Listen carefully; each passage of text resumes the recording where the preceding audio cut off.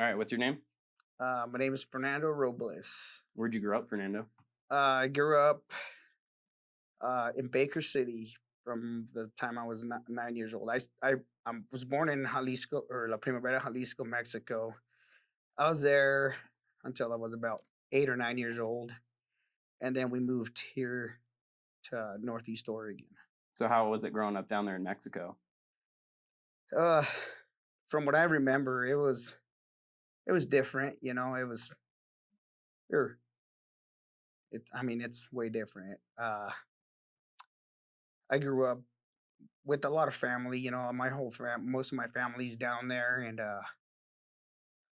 uh, it was kind of rough, I guess, growing up. But down there it's kind of a little bit more hood, I guess I should say. Right. But I grew up pretty rough for the most part. From what? Well, to me, it wasn't rough. It was just a way of life, basically. That's how you grow up down there. Yeah. You you get exposed to a lot of crap, and it's just normal to you. Right. Uh, so I didn't really know the difference. I grew up kind of, like I said, to a normal person or somebody that hasn't been through that. It's pretty messed up, I guess. But Right. I grew up watching, you know, going to cockfights and fighting. We'd go after school. We had this. We If you had a disagreement with somebody, you'd go to the soccer field and fight it out or whatever. Right. Yeah. I remember how there are a couple times where I'd watch a couple guys get beat up at the cockfighting ring just over a bet, or over something that somebody said. Uh, every now and then the cops would show up and everybody would split because it is illegal down there unless it's at a palenque or whatever they are, the fighting rings. Yeah. They don't have a license. Well, where we were at, there was no license. Everybody just gathered every Sunday. You had your cockfights, and every now and then I remember the cops would pull up, take a hat off, and pass it around, and sit there and watch the cockfights. Right. Throwing a bet, maybe. Yeah, and I mean I was 6 or 7 years old, so I got addicted to that. I thought I wanted to do that, Right. Yeah. and I remember I would go after it was all said and done. They leave some of those cocks for dead or whatever, and I'd go over there and grab them, take them Right. home, bring them back to life, and fight them with my buddies after school. So it was pretty rough, I guess. But like I said, I didn't know any better. And then uh, we got here. When we came here, we had a pretty rough. I had a single mother. My father got killed when I was a little kid. Uh, so not knowing the language and stuff, my mother struggled quite a bit. Yeah. But uh, financially, and lucky for us, we had a couple family members here that helped us out a lot, so we didn't starve. But I remember there were some times where it was pretty rough. I remember watching my mother crying, because we didn't have. She felt stressed out, 3 kids, single Yeah. mother, It's a lot. 30 something years old in a country that you don't know anything about. Yeah. You're in a strange place with, Yeah. small children. That's definitely not an easy feat to, accomplish. Yep. I'm sure you have an immense amount of respect for her for that. Oh yeah, definitely do. So would you say that she helped mold you into the man that you are today? Yeah, definitely. Some things. She grew up pretty rough. Like I said, down there, it's the mentality that you have. It's a way of life. You have to be tough. You can't.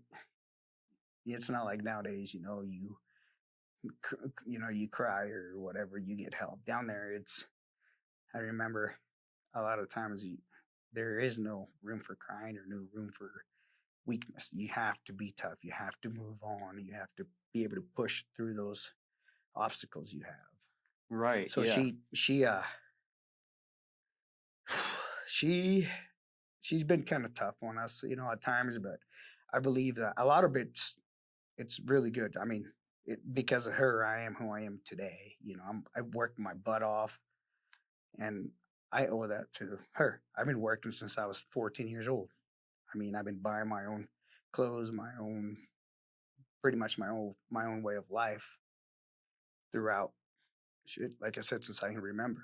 Yeah, so So, you pretty much had to fend for yourself then. yep, pretty much. Not she's always had my back, you know. I mean, Right. she's been there more times than I can that I like to admit to Yeah. pick up the pieces, you know, and Right. but for the most part, yes, I've She been wasn't gonna hold your hand, but nope. she'd show you the way, but she wasn't gonna Yep. hold your hand through it. And believe me, when I screw up, she's there to let me know, you gotta get Right. pull your head out of your butt kind of deal. Yeah, typical mother, Yeah. quit messing up or I'm gonna get after you. Yep.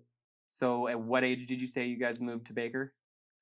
Oh, I was about it was fourth grade, so I don't know however old fourth grade is. I think like 8 or Eight 9. or nine, Yeah. somewhere around there. So were you speaking fluent English when you moved up here? Nope. I No? actually I had a lot of friends that I made just because I was good at soccer. Yeah. I played the hell out of the soccer ball. So, Right. and I remember at first I had, these kids. I actually made good friends with them, and it was all through sign language and pointing here, and then I remember I took some ESL classes with Melena Worth. She's actually the one of the ladies that I owe a lot to.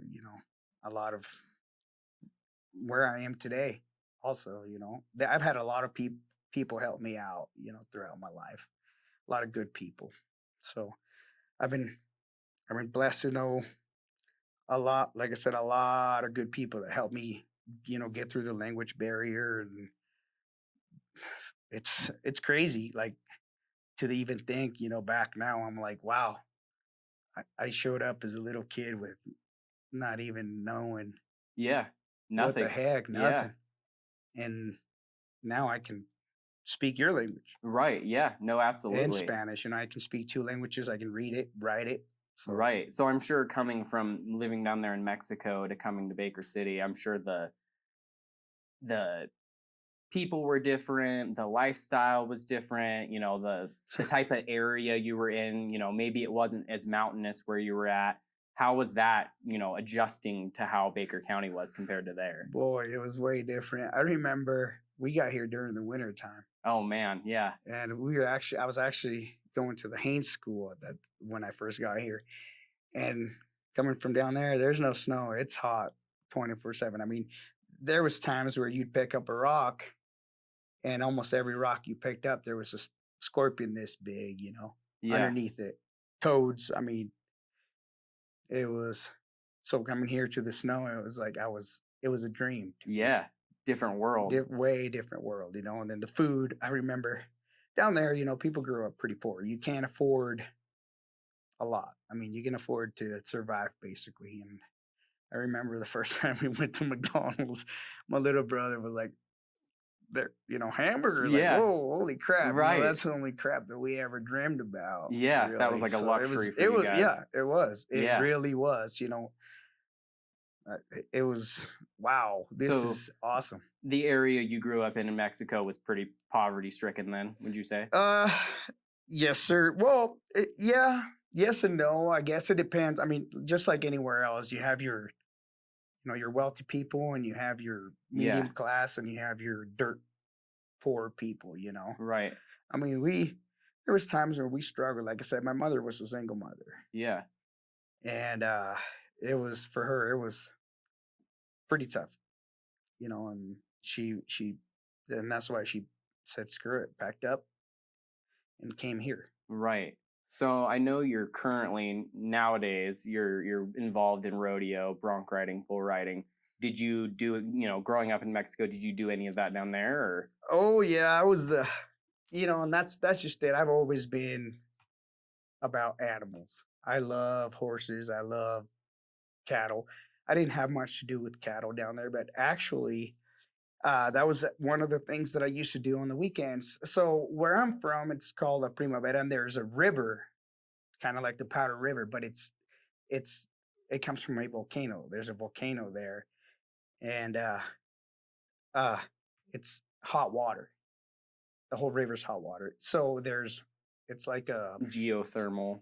it's like a oh, crap, what do you Hot call it? springs, is that what you're Well, no, it's like Cabo kind of. Oh, okay, Not, yeah. it's not Yeah, quite not so fancy, right. but it's there was hotels. It's a tourist place. Okay, There's yeah. hotels and there's I mean it's up in the mountains, so you'd have, Americans come over all the time and you know, uh it's like I said, it's up in the mountains. There's Yeah. trails and stuff. So on the weekends, I had an uncle of mine who had five, six, seven horses, and he'd take them up there on the weekends and rent them out.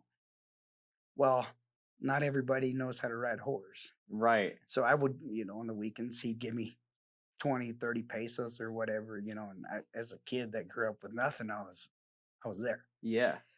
So that's pretty much what I grew up doing. I loved horses. Every now and then I'd just borrow them just to go ride, but that's what I did, 6, 7 years old. Out in the heat, I'd lead a horse around with somebody on it, half the time I didn't even know.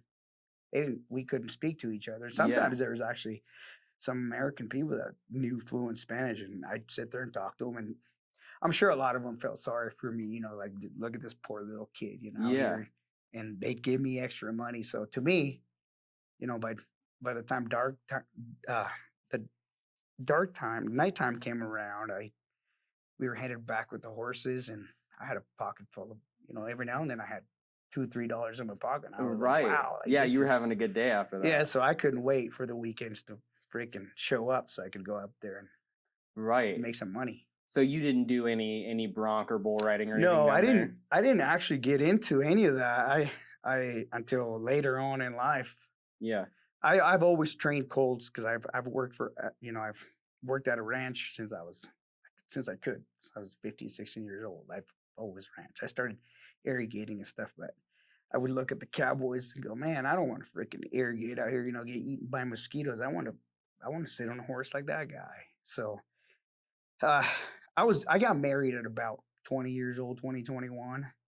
And for me, I didn't want to struggle. I didn't want to fail because that's one of the things that, like I said, my mom was, you got to be able to support yourself, blah, blah, blah. Yeah. And at the time I had a wife, so I didn't want to fail. I didn't want to get hurt, you know, and not be able to work and not be able to provide for her. So that kind of kept me from doing any of it. I've always had a niche for it. I well, I'll backtrack a little. I lie. I do have one memory from when I was a little kid about trying to ride steers or bulls or whatever. Yeah. I remember we took the neighbors' cows to an old arena that they had. They had their bucket chutes and everything, but they discontinued it because they built a new one, and we put the cows in there.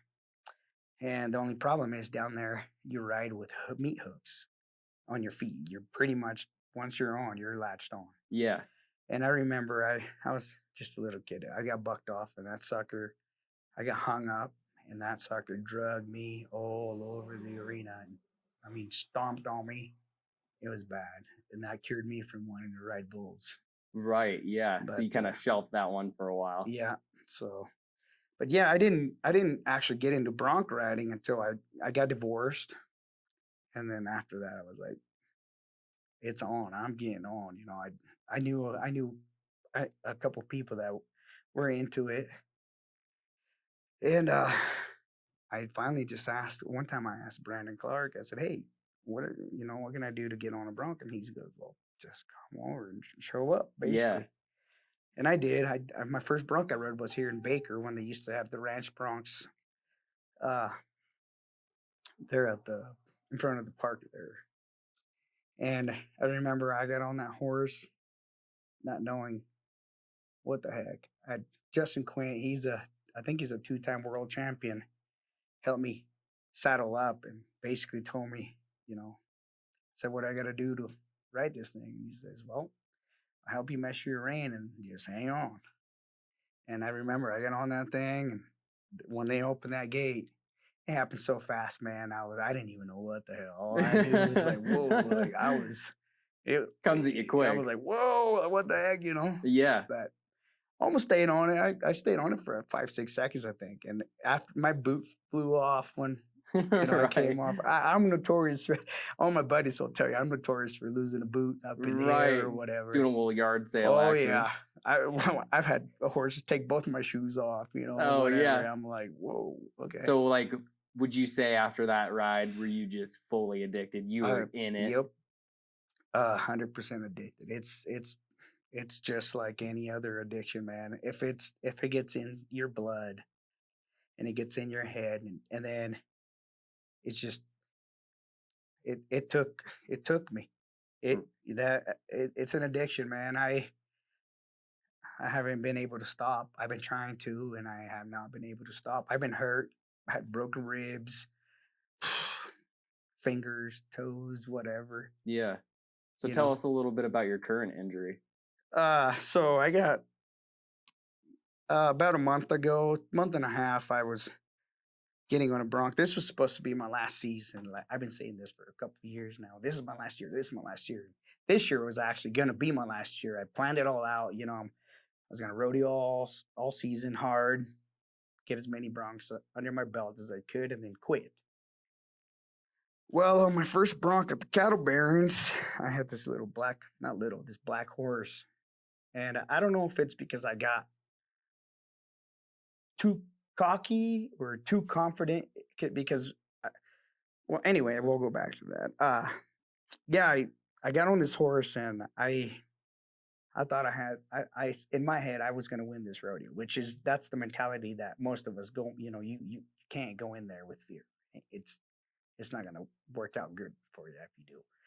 But at the same time, you have to have a little bit of fear because if you don't, this is what happens. You get too cocky, too confident, whatever. You forget some of the things that you got to do. For Yeah. me, I didn't forget, but like I said, you know, as soon as this horse came out, I was gonna win.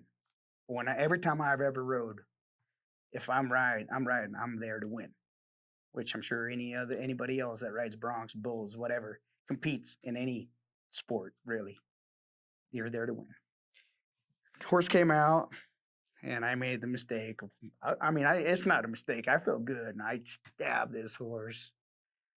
And as soon as I stabbed him, he opened up, and before I knew it, I was looking down on my saddle, doing a Superman, and I went, "Oh crap, this ain't good." Busted my ribs on the saddle horn, hit the ground. I remember I had my hands out like this, and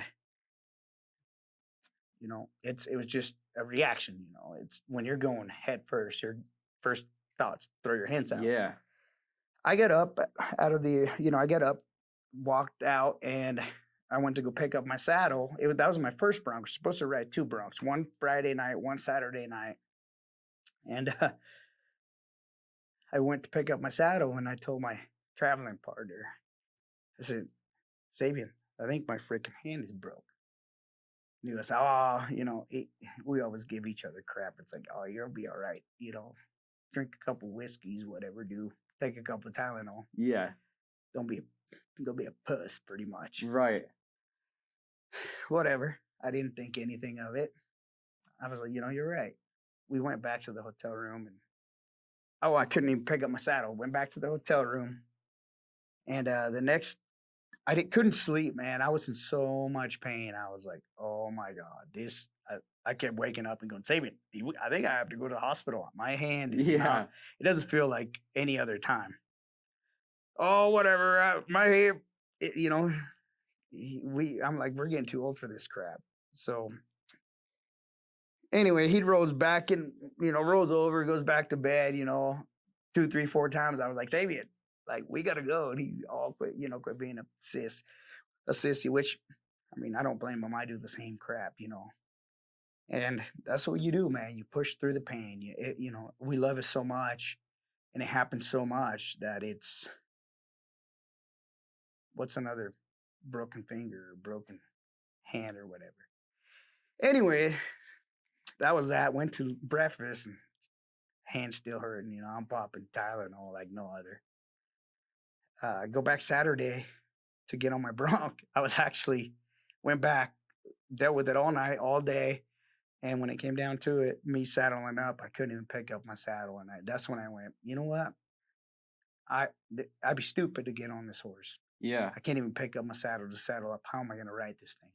And these horses, they were fire. Every single one of them was just amazing. You know, they're doing their job. And to be honest, it it hurt my pride that I couldn't ride. It really hurt my pride. So went back to the hotel room after the rodeo, and I still didn't go to the hospital. I didn't go to the hospital until Sunday afternoon. And as soon as I got there, they're going, "Whoa! Like you should have been here that night. We're gonna life flight you to Boise and have emergency surgery on your hand." And I went, "I ain't getting on no plane. I'll drive over there." Right. Yeah. Me, he's being stubborn. I Yeah. actually I asked the nurse. I said, "Hey, is there any way that the doctor can do?" I asked the doctor too. I was like, "Just give me some more of that stuff, and put give me a little bit of that good stuff, and can you just push it back in?" I Right. said, "Can you Yeah. just push it back in? I got, I'll be good. yeah, like I'm good." I'm like, "I'll be Yeah. tough." And he goes, "I don't think I can give you enough drugs to be able to do that." He goes, You really screwed up your hand." I mean, my hand was swollen bad. Right. And I get to Boise, and the hand surgeon that did my surgery, he was upset. He goes, "Wow, like we got to go into surgery now." And I said, "Well," he asked me, "Have you eaten in the past 8 hours?" I said, "Well, yeah. Nobody in Baker told me not to eat, so I just, I ate." I had a drink in my hand at the time. He goes, "Eat or drink anything?" I'm like, "Well, yeah, just snap one. I just ate something on the way here. I was hungry." And he goes, "Oh man," he goes, "Usually we like to wait, 8 hours or whatever." He goes, "But we can't do it. We have to go into surgery now." So he has his team. He goes, "I don't know if it's bad." He told me he's only seen 3 deals like mine. And the funny thing is, he next thing he brings a team in. They give me the drugs to put me out, and a couple hours later, I wake up and I got a cast in my hand on my, I mean, not a cast, but the splint, and that was basically it. He told me I was being a smart ass, and I'm going, "So I'm ready to go for next weekend, right? Get on another bronc." And he actually said, "No, I think that's." He goes, "I don't recommend it." He goes, "You're done for the season," and he goes, "Quite frankly, it's a bad injury." He goes, it would have been better if you would have broke a bone."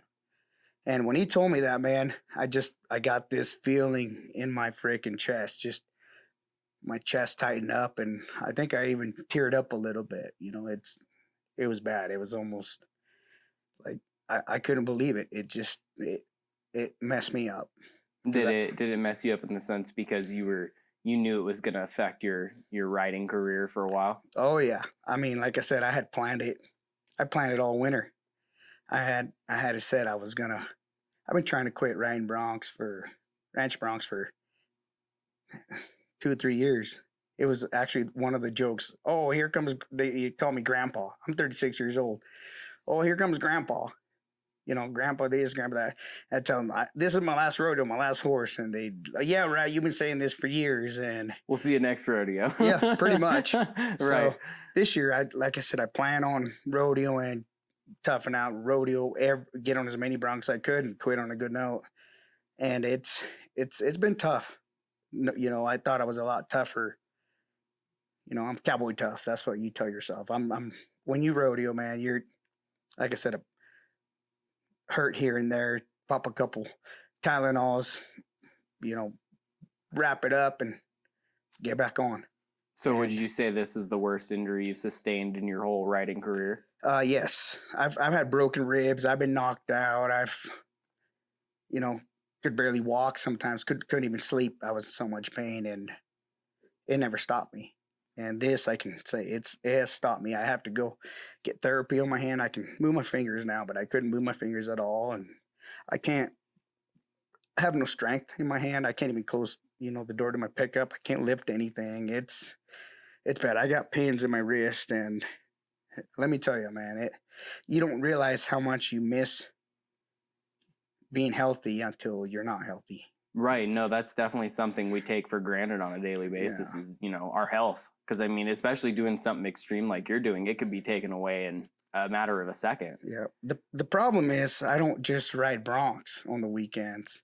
I ranch for a living. So I have to do everyday ranch work. I have to, the next day actually right after surgery, I came home and went to branding calves with they told me 4 to 6 weeks without work, and the next day I was branding calves, turning cattle out. Heck, just the other day, uh, about a week ago, I was roping calves. We were branding calves. I was roping calves off of a horse. I put my rope on my, you know, around my elbow here, which is not very smart. You can get in trouble that way. Get ripped off your horse, and I I rope at the 60-foot rope, so I tied my rope to my saddle, most of it, and I kind of cheated a little. I tied on to my saddle when I went. I can just throw the loop, let the calves hit the end of it, and I'm good. I actually amazed myself, man. I was roping calves. I was dallying off. My buddy was giving me crap. He goes, "How much cow shit did you get in your mouth?" Because I'd have to hold my rope to open my loop or my Right, reins, yeah. And I was amazed. I was happy with it. So you're still out there pushing through, trying to do your job every day, even though you're injured. Every day. Is it just because would you say because you love the job, because you need to make your income for the month? Like what drives you to keep going even though you've got this injury? Uh, I'm a pretty reliable person. I like to think. To me, my work, not my worth, my work is something that I really like about myself. You ain't gonna call me lazy. I tell you that much. Even on days that I have off, I'm stressing and I'm not happy because I feel like I'm not doing what I'm supposed to be doing. So every day I'm out there, moving cows, helping the guys. Every now and then my boss will go, "Why don't you let him do it? He's got 2 hands." And it kind of hurts my pride a little. I'm like, "No, Right. I'm using my elbow and Yeah, you're like, I'm good, I'm fine. yeah, I'm good. Yeah. I'm like, I'm not a freaking, I don't want to offend anybody. I'm not a cripple or I'm not a Right. cripple. I mean, Yeah. I can do it. I was like, if you're not going to let me work, why am I even here? I might as well just go home and sit on my butt.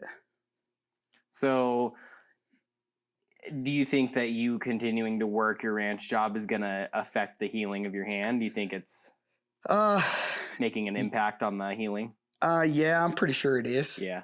Because like I said, I push myself every day, and I've heard it plenty of times.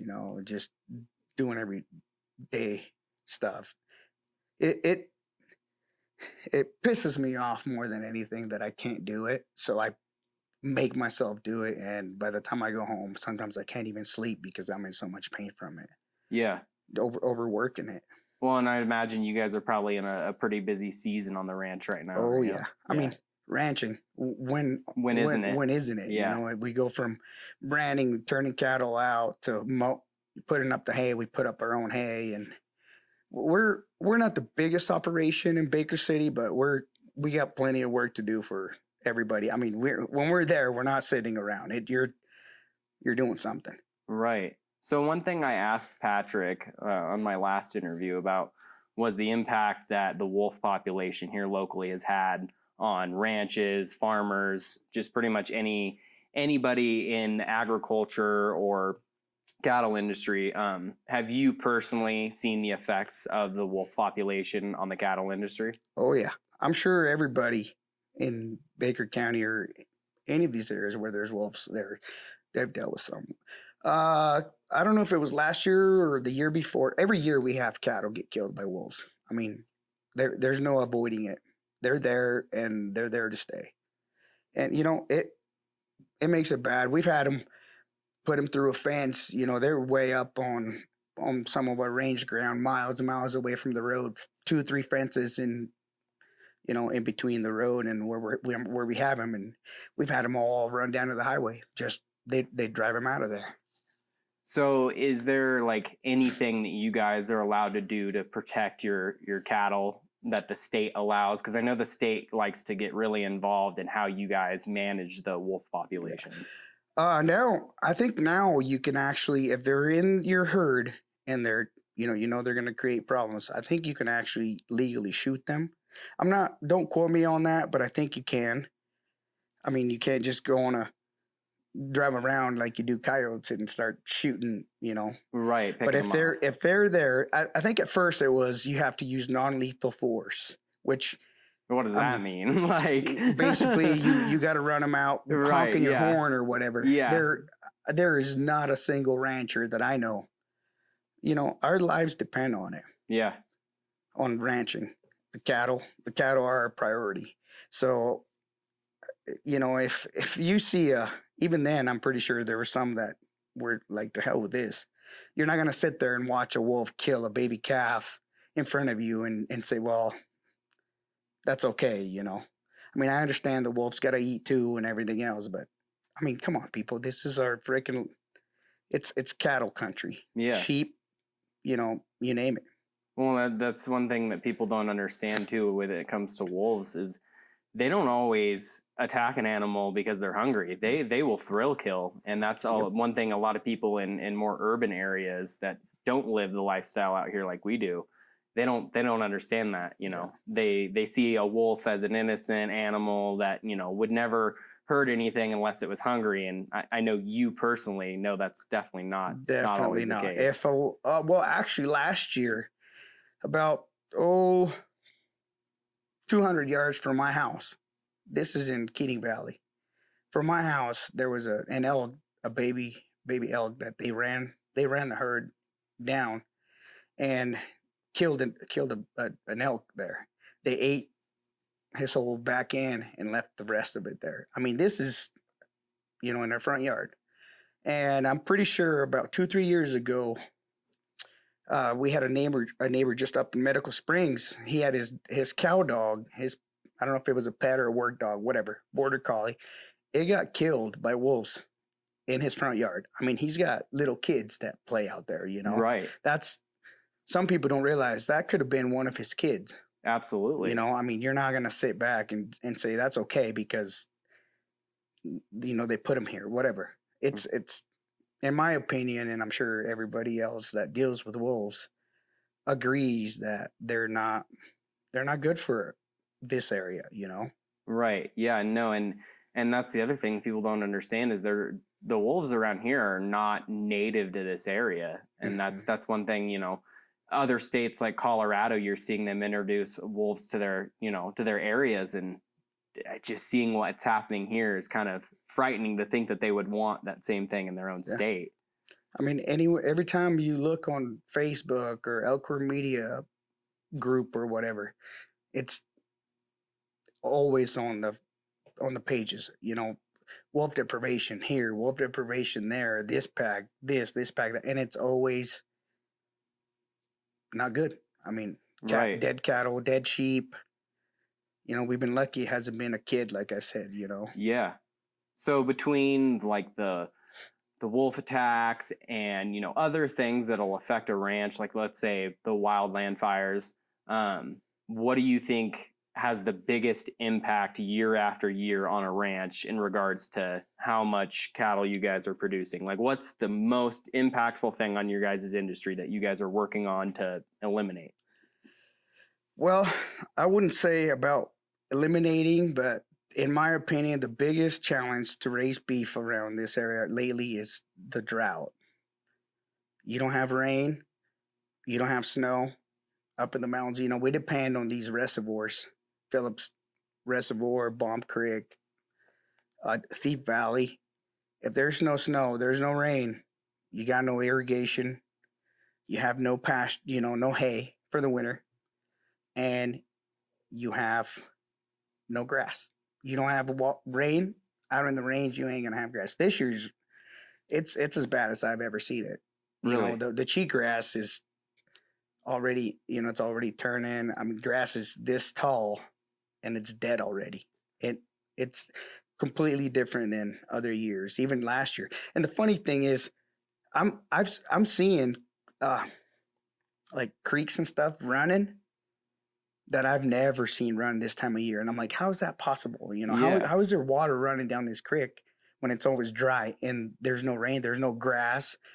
But I believe, don't quote me on this, but I was talking to an old boy about it the other day, and he says, well, he thinks that the water that's coming up now, it's from past years. He says it takes so long for the water to get down, and I don't know how all that works, but it made sense to me. I don't know if he was BSing me or if he's actually onto something there, but Yeah. it's just something that you can't control. Now the fires, that's another bad deal, man. I mean, it can wipe out your whole operation. Yeah. No, I mean, like last year with the Yeah, fires out by Durkee. yeah. We got lucky. I mean, we run some cattle up. It's private land, but it's all timber, and they stopped it probably 500 yards from getting to us. And when you have 300 head of cattle out there, I mean, shit, there was people that lost hundreds of cows. Put them in a bind. But lucky for us, we're pretty. When you have an issue like that, everybody else we help each other, man. That's the one beauty. That's a beauty about having good neighbors. You have a fire, all your neighbors are going to be there, bringing their cats or heck, even a shovel, whatever they can help with, they're there. So that's always nice to have good neighbors. Right. Yeah. Patrick had even mentioned that was one thing about the industry you guys work in, is that everybody comes together in times of need, whether it be a fire or somebody's cattle got loose, or Yep. it just seems as if the cattle community and ranching community, all that, you guys are a very tight knit group, and it seems that that sort of a thing is going away. Do you think that's true? Do you think that sort of a closeness and bond is kind of fading away within the industry, or do you think people are still pretty close knit and trying to keep everything kind of honed in and the industry still alive? I think we're pretty good in that sense of neighbors and stuff, but ranching period, man, it's dying out. I mean, if you don't own land, if the ranch hasn't been going for hundreds of years and the land's paid off, the way it is, taxes, I mean, you name it, wolf deprivations, all that, fires, all that's gonna affect it. And there's a lot of people that don't want to deal with that. There's a lot of people that can't survive a fire, can't survive losing, 10, 20 head of cows. It will break them. So what do? They're forced to sell, and sadly, the newer generations, they don't they go, well, shit, I could put my money in something else and not have to be out here in the heat or in the blizzards taking care of cattle. Just sell it and be done with it. Right. And you think that's kind of what's driving the industry to kind of die out in certain places, these younger generations just not wanting to do it, just it's too much work? Is that what you think it is, or they just don't have the drive to take the risks like some people used to? That's a hard one. I guess it depends on how you grew up. Right. If you're in it every day, it's basically just like anything else. If your heart's in it, you're gonna do whatever it takes to continue doing it. I mean, some people will kill themselves working and still not make it. It's I think it all depends. It goes from person to person pretty much, in my opinion. Yeah. But yeah, you're seeing it a lot. Here, a lot of people that I've known, most of the owners are 60, 70-year-old guys. Yeah. And, they're not going to go for much longer. They physically can't. So they're forced to sell. A lot of them, kids went to school, they're doctors, they're in the city, whatever. They're not going to come back to keep ranching. They got their own lives to live. I mean, they picked a different path. So it's tough. So I want to touch back on like your childhood a little bit. When you guys moved to Baker, did you stay out of trouble? Did you have good grades? Was it, were there things that you were around that were making you want to cause trouble, or were you, pretty adamant on just kind of, going to school and getting your homework done? What was it like? When we got to Baker, about a year into us being here, my mother ended up getting a boyfriend, and that kind of I wasn't having it, man. I was jealous. I was a jealous kid. I didn't like this guy, not because he was a bad guy, just because I didn't like the fact that my mother had another man in her life. I mean, I wasn't used to seeing that, you know. And yeah, there about sixth, seventh grade, I got into a lot of trouble. I mean, I was hanging out with the wrong kids. Maybe not the wrong kids, but at that age, start drinking and start smoking a little bit of marijuana here and there, and I I liked it. I guess it started sneaking. I remember in seventh grade, I started chewing. Started hanging with a couple cow country kids, and they were chewing, and I started chewing, started drinking, whatever. By the time I was 10th grade, I actually dropped out of school my 10th grade year and said, "The heck with this." By then I was all about chasing girls and drinking and the drug deal. I didn't go back to school. I actually ended up in a freaking foster home for about a year. I got put on probation, ended up in a foster home, and I kind of, opened up my eyes a little bit. Started doing pretty good. So were you yeah. placed in a foster home because of some trouble you got into, or? Yep, I did, and that was not good. I mean, it kind of screwed everything up, really. But at the time, I didn't care. I was, like I said, I grew up. You don't like me or whatever. I was fighting. I was getting kicked out of school. I was beating kids up on the bus. You weren't. I had a pretty rough coming here. Not knowing the language, and a lot of kids kids are bullies, and a lot of times kids would pick on me. I've always been little, and I've always whatever they thought they were gonna pick on me. And the way I grew up, you ain't gonna pick on me. I was beating people up in class. I remember one time I was sitting in math class, and this kid was sitting right behind me, mid class. He throws a spitball at the back of my neck. And as soon as I felt that spitball hit me, man, I got up, I turned around, and I just started wailing on him right in the middle class. Got kicked out, and we both got kicked out of school for that. I got suspended. His dad actually, I bruised his whole face up. His dad made him, when we went back to school, his dad made him write an apology letter to me and made him apologize, for racism or whatever. I've always dealt with racism. I mean, right. It's one thing up until even now, but I don't let it bother me anymore. People's opinions of me don't matter. But before, it was a big, freaking weight on my shoulders. Everywhere I went, you look at me the wrong way, and I was already assuming you're judging me, and I didn't take that lightly. So when you first got into the rodeo industry, do you think they were judging you when you came into there? I did for a little bit. I actually felt that way for a little bit, but then I got to know these guys. I got to rodeo with them. It's like a big family, man. Yeah. And at first, I was like, it's because of this. It's because of my color. It's because of, I'm not a cowboy, isn't that in their eyes? But what it was is they just didn't know me. I got to riding, got to know these guys, and they welcomed me in. A lot of them are my good friends now, and but yeah, I think that's just part of rodeo. When you first, well, just like anything else, you're the new kid in town, when these guys have been rodeoing together for however many years, they're not just going to go out of their way. Some of the guys do, out of their way to help you out or BS with you, break that ice, But the first year, it was Rob and I remember we'd sit there kind of to ourselves, and it was uncomfortable, for sure.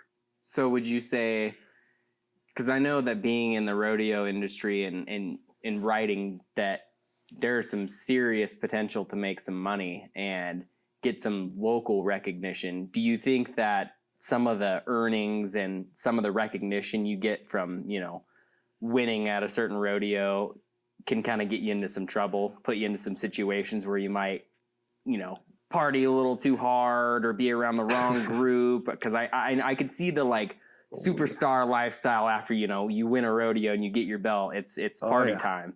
All right, even if you're not riding very good, man, it's rodeo. You go there, you ride, and if you're if it's already part of you, and yeah, you hang out with certain guys, and that's what we do. I'm gonna say we because I was the one. I was always the one like, hell yeah, let's go to the bar. Let's celebrate. Yeah. And we had a thing. My boys and I had a thing. Winner buys drinks. Whoever makes the checks is buying the drinks. And yeah, it's very easy to get into that lifestyle. Drinking every weekend. We were partying. Sometimes I'd wake up the next day going, "Where in the hell am I?" Sometimes we wouldn't even go to sleep, just keep partying. I mean, bottle after bottle, beers, whatever. And just go from event to event, or Yeah, we there was times where we weren't even at the rodeo yet. We were drinking on the road, which is not recommended, not safe, but that's what a lot of guys do. You got a cooler. First thing you do is get beer.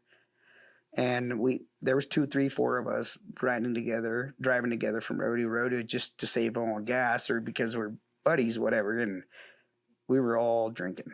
I mean, the driver was not a sober driver most of the time. It was whoever was the least drunk, basically. Right, yeah. So do you struggle with trying to keep yourself out of that side of the lifestyle, or is that something that's hard for you to avoid? Well, right now I got into some legal trouble, and it was because of drugs and alcohol. I've always had an addictive personality, and I've always struggled with drinking and doing drugs. Like I said, I kind of let that was a big part of my life. So yeah, I right now I don't even go to rodeos. I stay away from it. I'm learning to. It's not that I'm weak. It's just it's too early on in the game for me to not want to drink. I mean, it's just like anything else. You go out with 4 or 5 friends, everybody's drinking, everybody's having a good time, and you're sober. And to me, when you live that lifestyle, sober ain't an option. You're not gonna have fun being sober and everybody's drinking. Drunks, when you're sober, it's actually like, wow, like I just want to go to the tent and take a nap. Yeah. Go to camp and go to sleep. So I would imagine being sober as you are right now and having your injury, that it's really hard for you right now because you don't have any sort of outlets that you were doing before. Not to say that, the drinking was a positive outlet or anything, but it was, in a sense, giving you some excitement in your life. So what are you doing currently to give yourself some sort of excitement to keep you, driving through staying sober? Man, it's been rough. Let me tell you, it's been, I used to use rodeo and breaking colds. I've always, since I can remember, since I got taught how to break colds, I've been breaking colds. And that was basically my outlet, my way of getting out of my head, out of, I like to say my real life. Yeah. Out of reality, it was every weekend. I couldn't wait to get on the road and drink whatever. So right now I'm struggling quite a bit still staying sober, but it's just something that I know I have to do. I want to do. So I've been mowing the yard, going with friends or whatever. And lucky for me, I guess I shouldn't say lucky. I'm blessed, man. I'm getting closer to God, which I never in my life would think that I would hear myself say that, those words coming out of my mouth. And I'm blessed to have the support system I have. I have great friends that they're, they don't drink around me, even though that, they drink and stuff. They help me out, and they're very supportive. I did, have to step away, from, like you said, rodeo, not because everybody's pushing it on me, but just to be safe. And I did, have to get away from a lot of people just because I thought they were my friends, and they were my friends while I was drinking and partying and whatnot. As soon as I quit drinking and partying, they had no use for me, and they kind of just faded off. But that's what sometimes that's what it takes, and that's kind of a hard pill to swallow. You like I said, with the rodeo life, you're like, I'm the man. I just won this rodeo, and I look at all these people. I have so many friends. I'm like, nah. The reality of it is, you have 4, 5, 6 good friends, mostly your family that care about you, that will help you through it. But for the most part, you end up alone. You know, you cry alone, you heal alone, and it's just part of the process. So would you say that the industry is, it's kind of a, you got to pull yourself up by the bootstraps, nobody's coming to save you kind of a deal? Like, we're here to help you, but we're not gonna, we'll give you a hand up, but we're not gonna give you a handout kind of a mentality? Um, Honestly, it's man. It goes, it depends on the person, really. There's great people out there, man. Most of the rodeo community, they're they're there for you, But it's life's it's about choices, just like anything else. They can only help you so much, you know. If you don't want help, just like me, I was known as the drunk, basically. Me and my buddies. I mean, we raised hell every time after a rodeo. We were the ones in the campground 3 in the morning, and we got the fire going. We got people puking, people fighting, people screaming, people laughing, whatever. It's all on how you decide to approach it. Basically, there's guys there that they ride, they go straight to camp. They don't go out nothing like that. But we were kind of a wild bunch, Rowdy crowd. Rowdy cowboys. There you go. So what's your game plan for the future? Are you just trying to stay sober and heal your arm up and get back into rodeo, or just kind of devote your time to your work? What do you see going forward? Well, I don't plan on quitting ranching anytime soon. I mean, it's my lifestyle. I quite honest. I know how to do a lot of things. I can run every piece of equipment out on the ranch. I can ride a horse. I can rope. I can doctor, pull calves, whatever. Anything ranch. Hell, plumbing. When you're working a ranch, you're not just a cowboy. You're not just this and that. At least at the ranch I work at, we do it all. And if we can't do it, there's a limit to what we can and can't do. But we're gonna for sure give it a try. My plan for as far as the rodeo goes, oh man, it's just like any other addiction. I'm hooked. And quite honest, I can't wait to get back on a bronc. I've actually been thinking about riding on the 4th of July. I get my pins out on the 2nd. I'm like, I can move my fingers now. I can squeeze the rein, Right. I can do this. But the reality of it is way different than the mentality. I mean, you have to know when to stop. Right, and I'm sure that's hard. Like you said, it's an addiction, and even with the injuries and other things going on, you don't want to stop because of the thrill. And I'm sure being injured like you are, it's driving you crazy not having that outlet. Oh yeah, it definitely driving me crazy, man. It's depressing. I had, like I said, I had the whole freaking season planned out. I was gonna win a couple more buckles, or I was gonna put a couple nice rides, but it is what it is. It's life. You have to just take it one day at a time. Just like sobriety, same thing with injuries. You can't rush it. And sometimes we like to think you can push the boundaries a little. I can do it. And, I'm like I said, I've been thinking of ways of how I can ride the sooner the better, but it's been tough. But I am, like I said, I am 36 years old. I don't heal like I used to, and Yeah. I don't even know if I can ride like I used to. You got these new guys. They're not new. They're young guys. That's a 20-year-old game, And these guys, they're getting hard to compete with. They're getting better. They're just good. And I like to think I'm not the best rider out there, but I sure as heck give it my all every single time I get on a horse. It's between you and that horse. So you, being the age that you are in that industry, you're towards the older side of the industry. Has it been intimidating to see how these guys that being 20 or even 18, because I mean, there's some guys that come into it pretty young. Yeah. Is it kind of, I wouldn't say necessarily intimidating, but seeing them, take like a really hard fall that maybe might injure you, and they just get up and they brush it off? Has that been pretty frustrating to see that? Actually, no, man. A lot of these younger guys, like I said, I'm known now for a few years, and some of them, they look up to me. They used to call me Grandpa. Oh, here's Grandpa. Or Grandpa's this and that. And, when I beat them, when I'd win a rodeo or whatever, I'd walk up to them and go, hey, how's it feel to get your money taken by Grandpa?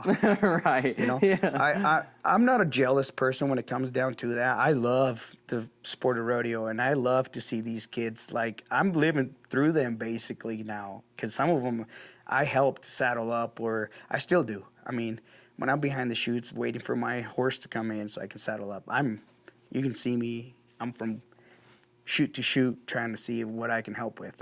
It's just what we do. Just like with ranching, you got to help the next guy. I mean, you can't be selfish. At the end of the day, these guys, sometimes they're out riding us, but it's not between you and them. It's between you and your horse. Right. So if they get a better horse, they do better than you. You can't go, well, I wish you break a leg and quit. Right. No, yeah. I mean, you got to leave that at home. So it sounds like there's like a lot of variables in a sense that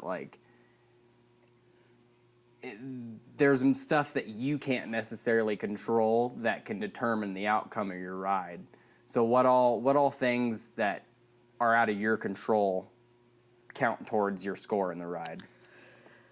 A horse,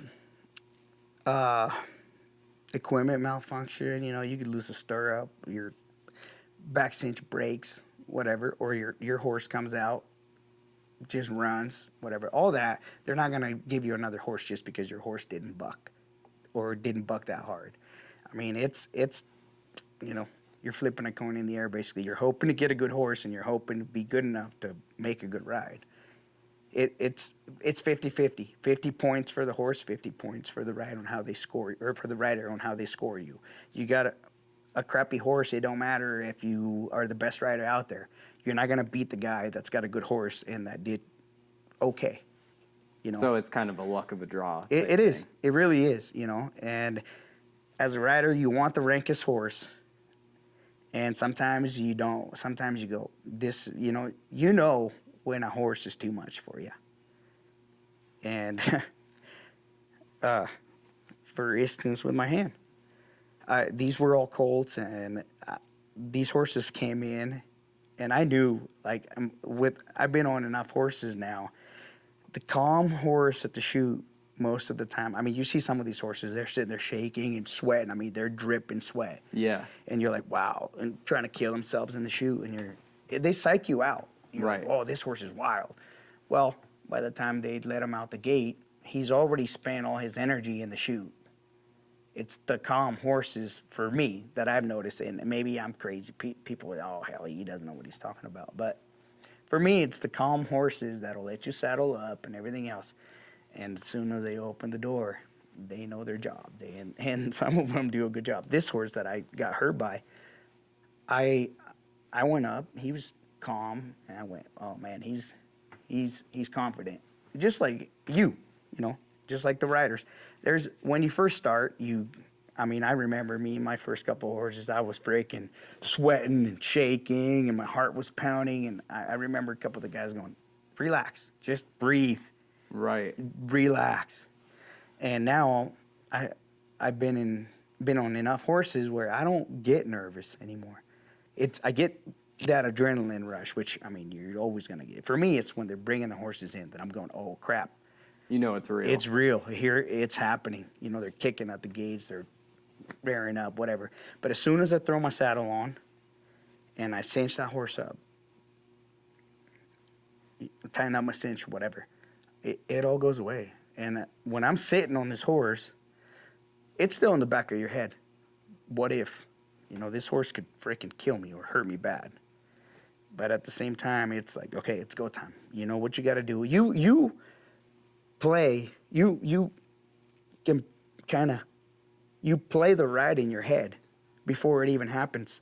And sometimes it don't go like you see it in your head, you know? Yeah. Like for me, I knew I was going to win this rodeo in my head. I was going to come out there. I was watching these guys get on these horses because I was the last guy out. And I'm watching all these guys. A couple of them made good rides, and some of them got bucked off. And I'm like, oh shit, I got this. Right. I got on. I was ready. I knew I was gonna win it. I get out the gate. I got 2 jump, man. I mean, this horse. And to be honest, I was mad at myself. I'm going, what in the heck happened? Why? You know, like it was totally opposite of what I had already played in my mind. I was, you know, throwing the deuces at the crowd or whatever in my Right. head, you know, and it was not good. So would you say this horse was just kind of more rank than usual, or what would you say really caused you to get thrown off in the manner that you did? He was just a good horse. Good horse, I mean, yeah. rodeo, you know, you get on enough horses, I always say this, and maybe I'm wrong, but not really. No matter how good of a bronc rider you are, how good of a bull rider you are, you get on enough horses, it's not a matter of if I get hurt. It's a when. You know, there's always going to be a horse that's going to prove you wrong. Just like during cowboying, you think you're the best cowboy out there, then an old cow comes along and makes a fool out of you. And I learned that from one of the old cowboys that taught me, you know, a lot of the things I know about cowboying. And he's right. You know, you can't ever think you know it all. Right. I mean, you're learning, even from some of these younger kids, you're going, wow, like, I never, you know, that's a good thing. You know, they teach you everything. You got to keep learning, just like with anything else. If not, you might as well just hang your hat up and quit. Right. So it sounds like it's something, if your passion's not in it and you don't truly care about it, you're not going to be very successful. Pretty much. And, you know, you can't, you simply can't go out there and just say, well, you know, your heart's got to be in it, because it hurts. When you get hurt, it hurts. I mean, they're powerful animals, man. Like I said, I've had broken ribs. You got to want it, pretty much. You got to, it's an addiction, man. Just, you got to freaking be 100% into it. If you're not 100%, you're not giving it your 100%, why are you even getting on? You're just asking to get hurt. So would you say also, like, because I know the money, at least from people I've talked to, the money can be okay, but it's never really, you know, super good unless you're in, you know, the higher rankings and, you know, maybe say NFR or the other big groups. Is it something you could continue to make a profit off of in rodeo, or is it something, you know, you're going to have to continue to maintain your regular day job and do the rodeo on the weekend? Oh, yeah. I mean, for most of us ranch bronc riders, man, it's the money. You have to be good, just like anything else. If you're not winning, you're not going to make it. Even on the weekends. I mean, you go to a rodeo 2, 3, 4 hours away, you got to pay for fuel, you got to pay for food. Sometimes, you know, most of the time we stay at the rodeo grounds, but there's places in the city, you know, you got to pay for hotel rooms, especially if you're riding in 2, 3 different cities in that weekend. I mean, you're spending a lot of money. Yeah, so you definitely, you got to have a love for the, quote unquote, you got to have a love for the game. Yep. To be in this, because it's Pretty not much. something that's going to, you know, you're not going to be rich in a couple weeks off winning some events. Nope.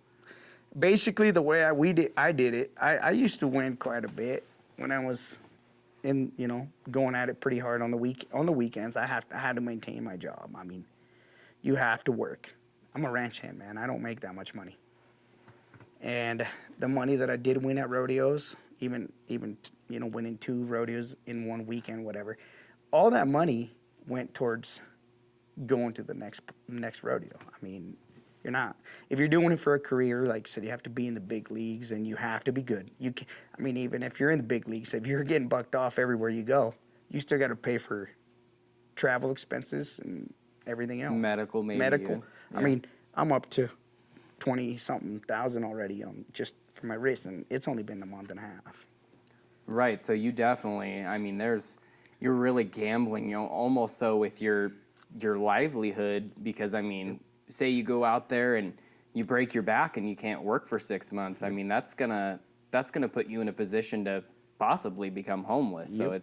it sounds to me that, this lifestyle is something it's more than a lifestyle. Like it's in your blood. It has to be. It has to be in your blood. You have to want it. It will break you. Well, you know, like I said, I've been hurt quite a bit through rodeo. It never stopped me until now. Like I said, I've had broken ribs. That was painful. But just wrap it up and get on the next bronc. Knee injuries, toes, fingers, broken fingers, you name it. Concussions. I've been knocked out twice by a horse. I've been kicked in the back. I've been stepped on. I've had, like I said, one of the horses took my freaking shoes off, stepped on me. The funny thing is, the next day they're gathering these horses up to load them up on the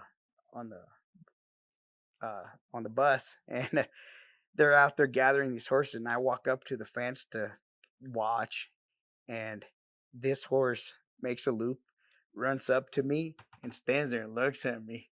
And the guys that were bringing him in, Brandon, they just go, she wants to say hi to you. And I just thought that was just funny. I'm like, you fucking, I didn't sleep because of you last night, Right. being in pain. I mean, I got the picture still somewhere. Uh, took both my shoes off and stomped, I mean, full on, her whole body on top of me. And when you have a 1,000+ animal land on you like that, it doesn't feel very good. Right. So I want to talk a little bit about some of the people in your life that helped kind of teach you some of the things that helped make you who you are today. Is there anybody in specific that you can think of that had a big impact on you? Boy, there's a couple people. These are old cowboys. I'll name a couple that I actually am where I am today in the ranching world because of them. They took the time to teach me a lot when they didn't have to. One of them was Ed Clark. He was a you know, big inspiration, and there was times where he was a little grumpy with me, but that's something you got to take that sometimes. Sometimes these cowboys, they didn't have to teach me anything. He didn't have to take the time to teach me. He could have just done his job and not give a crap about me. But he's one of them that taught me a lot. Larry Hack, Bill McCoyne. These are old 60+ year old. I mean, Larry Hack is pushing 90 years old. And that man, he's still going strong. And they're who I look after, man, or up to. I mean, I see him and I'm like, wow, this guy's 90 years old and he's freaking go, go, go, go, go. And I'm over here, I'm 30 years old and I'm like tired. I want to go home, and I'm like, if he can do it, I can do it. So hopefully I like to think I'm gonna be like that, when I'm that old. They're cowboy tough. And that's who keep me going, man. Like, if they can do it, I can do it. And these guys would have never made it if they were, I don't want to say weekend cowboys because some people, you gotta, it's in their heart, but you can't pay the bills sometimes cowboying. You gotta, if you have, different things in mind that you want to do with your life, you have to have a good job to be able to play on the weekends or whatever. I see a lot of people, oh, he's not a cowboy, he's a weekend warrior, this and that. He's still out there doing it. They still out there pushing cows on the weekends on their days off. They don't have to do that. So I don't judge anybody, but I definitely do look up to those guys. I mean, these guys, that's all they've done their whole life is cowboy. They don't know any better, and I'm kind of in the same boat. I don't have a retirement plan, so I have to just keep going, and hopefully I can ranch until I die. So that's so that would be your end goal is just to continue to stay ranching and stay fully engulfed in this lifestyle. That's where you can Uh, see yourself. yes, pretty much.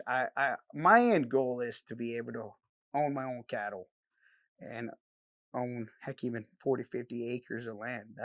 I'd be happy with that. My own place. That's that's a lot of people's goal. I don't want to die cowboying from somebody or for somebody my whole life. Uh, there is no retirement when you're a cowboy unless you do something with, own a few cows or whatever. Because if you just basing basically if you're just getting a paycheck every month, you're not going to be able to retire. That's just how it go. That's just reality. So you got to have a pretty serious operation and be doing it for a considerable amount of time to set yourself up to really fully retire then. Yeah, pretty much. I mean, unless you have a generation behind you or two generations that paid for the land, you're gonna die making payments on this land. I mean, it's so expensive to buy land anymore. Cows alone. I mean, a heifer's worth $3,000 right now. And I mean, if you don't have somebody helping you or some sort of a plan, Yeah. there's no way in hell you're gonna be able to spend $300 for one animal. You still got to think about wolf deprivation, losses, expenses for feed. If you don't have the land, you don't have the feed. You gotta buy. You gotta buy feed. You gotta rent from somebody. It's cowboying, ranching. Maybe not cowboying, but ranching. It's tough, man. I mean, even guys that own the land are struggling right now. And people are like, well, everybody sees somebody with a ranch or cows. Oh, he's rich. He might be rich. He might not. He might be, he's got some money because obviously the cattle and the land are worth something, but it's all tied To the to assets. that. Yeah. And, as soon as you sell it, you got to, most of it, maybe not most of it, but part of it goes to the government, even if you own your land or heck, even, I didn't know this until just recently. When somebody that owns their land dies and you inherit it, you still got to pay a certain percentage of Oh, that. yeah. Yeah, that's Yeah. crazy to me. So you don't really ever own your land. No, I we're mean, taxed on everything. yeah, it's insane. Like how can you freaking tax me on the land that's my family's Right. just because? And even if it's been in your family for Yeah, generations, they don't care. yeah, just because my dad died, now I got to pay you part of so much money. Like Right. what the heck is How up with does that? how does that even make Yeah, sense? It's so it insane. doesn't. Yeah. And I mean, honestly, it's crazy to me thinking that you brought up taxes and everything that, back in the day, like Boston Tea Party status, they did all that stuff over a 2% tax. Look at where we are now. I Yeah, mean, it's there's insane. taxes on a gift. Like if somebody Yeah, gives you $500, you're supposed you to have to technically pay pay tax. taxes on that. Really, I didn't know that. Yeah, like I mean, I think it's up to a certain amount, so it's over $500, but once it hits a certain amount, yeah, you got to pay taxes on a gift, and it's just Yeah, that doesn't sit right yeah. with How me. crazy is that? That doesn't scream the American dream that I was sold as a kid. No, but it's still a dream, man. It's Right. still, like I said, there's no other place that I'd rather be than where I'm at right now. I Yeah. mean, you're still free. Yeah. You were not 100% free, but we're free, and we got to be thankful for that. Are there things that you would say you miss about Mexico that there isn't here in the States? I don't, honestly, I don't really remember, I was too little to I don't even know. I don't miss anything about it. Yeah. This is my home. This is your life This now. is my life. This is my home, man. This Yeah. is my country. Right. And that's just it. I see all these the protesting and crap going on right now. Like that's Right. insane. Like you know, people are destroying properties and stuff. I want no part of that, man. I want peace, Right. Yeah. and that's I just want to work my butt off. I'm happy with what I got. I'm happy helping people. I get to where I'm at, Yeah. which to me it's a lot, but some people might look at my life and go, "You don't. What the hell do you have?" Right. Yeah, I have peace, and it's taken me. It's hard, but I'm achieving my goal, which is being healthy, being clean, being happy, being at peace with myself, and to me that's good enough. Besides like you said, my end goal. I want to basically have that security when I get old, that I'm not going to be homeless or whatever, Right. and not being able to work. That's Yeah. when I've abused my body, man. I've ranched and I've, Bronx and whatnot. That takes a toll on you. And if you look at a lot of these old ranchers and cowboys, they're beat up. I mean, they've knee surgeries, hip replacements, whatever, and if you don't have something to fall dead on. And that's what I tell people. I said, shit, when I get old, I'm going to live forever because I have nothing to fall dead on. Right. Yeah. That's just basically it's life, man. Yeah. It just basically, that's what it comes down to. It's life.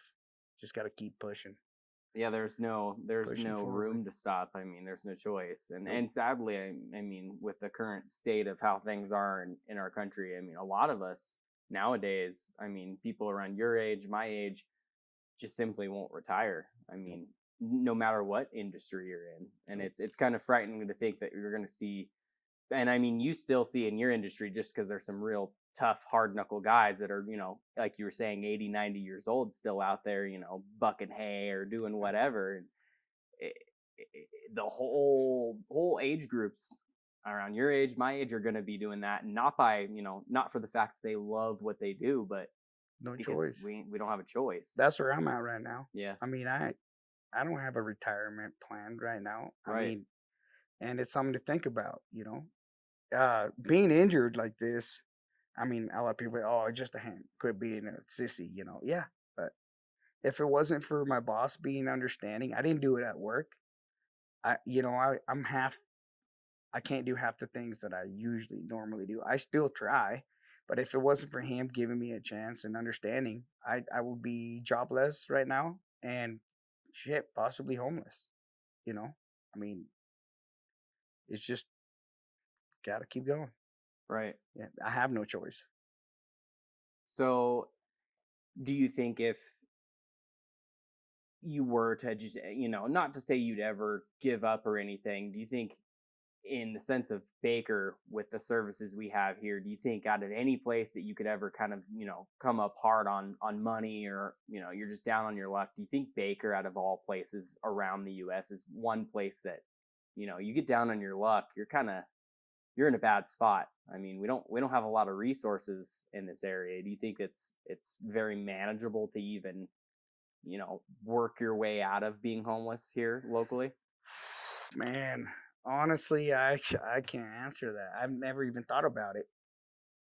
I For me personally, I don't know about anybody else, but for me personally, I think that I have I know enough people and they know who I am. Like I said, I've always worked my butt off. I will give you the shirt off my back if I can help you. I think I think we're as a community, just the people, not even the resources, the people alone. I think we're pretty good to each other. I think somebody will, you know, step step in and give me a hand. Like I said, I can't speak for anybody else, but that's where my hard work comes into play and my loyalty to people. I like I said, I'm not gonna take a handout if I don't need it. I will heck, I'll do anything before I ask somebody or take something from somebody. Right. I absolutely have to have help to take it in just because of who I am. I take pride in my work. I take pride in who I am. And I think a lot of us do, you know. And if you don't, then your priorities are fucked up. Right. And I hate to say that, but So I kind of want to get your perspective on something that's plaguing Baker, um, because I mean, it's very strange, the amount that has happened, and I know that somebody you may have potentially known that was in the rodeo industry was affected by it, but the suicide rate around Baker County, um, what do you think? What's the root to that? Because I know Baker's got a serious problem with that, and it's affected nearly everybody here. yeah. I've lost in the past 5 years alone. I've lost probably 4 friends to suicide. I don't know if the drug problem has a lot to do with it or not, but I'm pretty sure, you know, at least half of them were on drugs. And honestly, I even myself at one point, was, I'd get down on my luck or whatever, and the first thing that you start outweighing. At first, I used to say, "Well, why would you do that? That's selfish. You got people that love you. You're just gonna pass on the hurt." Until I was to that point where I was going, "Well, shit. Where at what point do you quit hurting so you don't like? At what point do you just put yourself first, your hurt first, so you don't hurt somebody? I mean, or whatever. I mean, it was rough. There was a point where I actually thought that suicide was a better option, and it's not. Now that I'm completely sober and everything else, I I don't even think about that. But it has. You're right. It's bad here, and I don't know if it's in my opinion, from what I've experienced with my friends and myself, drugs.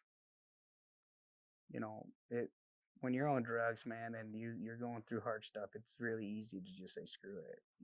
Your brain plays freaking tricks on you, and it's not that they're weak. Everybody's like, oh, that's weak, that's selfish. I have a buddy of mine who's like, oh, why would you do that? That's a lot of people don't want to associate with that, but you just they haven't been there. They've never been that low. It's a mental illness, man. I mean, who's gonna just wake up one morning and say, I'm just gonna kill myself unless you have some serious freaking issues, and I deal with depression, anxiety. I have all of that, man. Like I said, I've been sober for once in my life, and it's rough, man. I mean, my brain always tells me, well, you're not good enough. I can't even look in the mirror, man. I look in the mirror and I feel guilty. I feel ugly. I feel just it's it's ugly inside my head. But there's help. There's help. There's great counselors. There's drug and alcohol. You gotta want it. Just like anything else. If you don't want it, you're never gonna get help. You're never gonna get sober. And eventually, yeah, you're gonna kill yourself. But And like I said, I'm going through it. My go to was rodeo. I get depressed, I get whatever. I go rodeo. I go break a colt. I go get drunk or whatever. And now that I'm sober, like it's not. That's not. You have to learn to be happy with yourself, to be okay with yourself. I used to depend. I used to put my happiness on a girl. Like, oh, when everything was good with a girl, I was on top of the Yeah. world. Everything was great. I love my life, and they'd leave me or whatever or go find somebody else, and everything, it just my whole world would just come crashing down, and you can't do that. You have to learn to love yourself. If you don't love yourself, it's over. Right. So it sounds like you've been in the same spot of as some of your friends that you've lost, and that it's, maybe even so seeing some of them, pass away like they did, it, maybe made you think twice about some of your actions, and you could get a different perspective on the hurt that, everybody feels when that happens. Oh yeah. Because I mean, it affects a lot more people than they realize, unfortunately. and Yep. and that's one thing most people, they have a friend or a family member close to them that does that. It's something you're gonna carry that forever. It screws you up, man. I'm not gonna say any names, but I had a friend of mine, a few years back, 4 years, 4 or 5 years. He was going through some stuff, a lot of depression and stuff, and I was night cabbing at the time, and I'd call him every morning when I got off work. Hey, as soon as I get home, I'd call him. Hey, how you doing?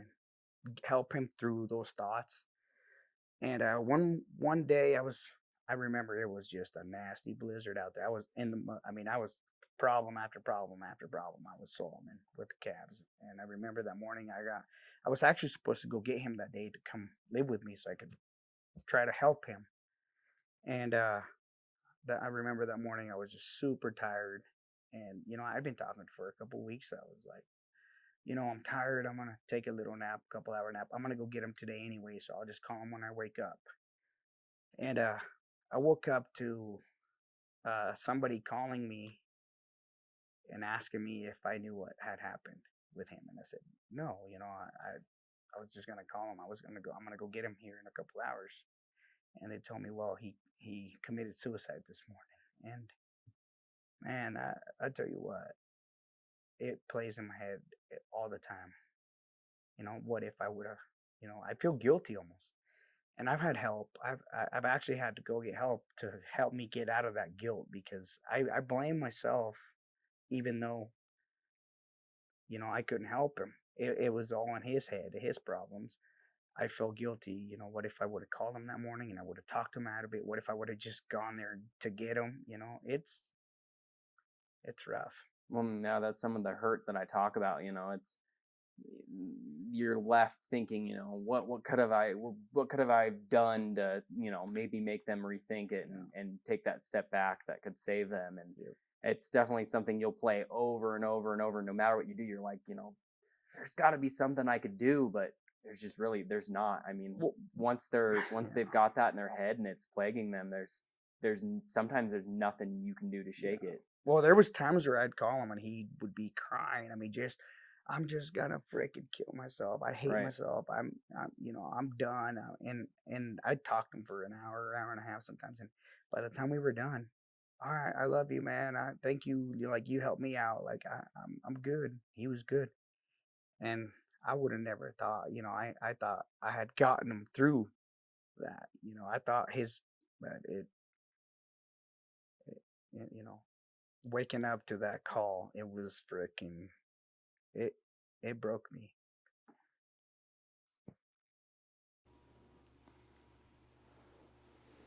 What's a lesson you wish you didn't have to learn the way you did? Getting sober is one of them, and getting out of my head for like I said, at one point I was outweighing life and death basically, and I wish I would have had the skills and the help that I have now.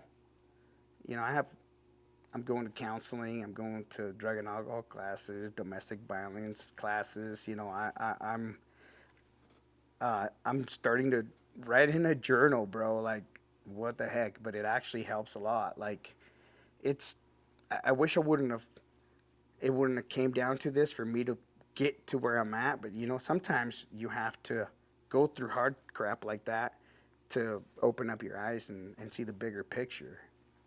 So I'm, like I said, with my legal troubles, I'm not gonna get too far. I don't want to get too deep into it, but as bad as it is for me right now, I mean, it's not real bad. I'm on the healing part of things. I wish it would have never happened. I wish I would have been able to just walk away and have the skills, just the tools to be able to cope with everything. Like I'm starting to learn. That's one thing that I really regret. But I'm glad it happened, because I'm getting the help I need to be able to continue my life and have a chance at happiness. So it sounds like it's given you a different perspective or outlook. Yeah, it's a second chance, man. I'm getting closer to God. I'm, like I've mentioned before, and I'm sober, 100%. I don't even smoke cigarettes anymore.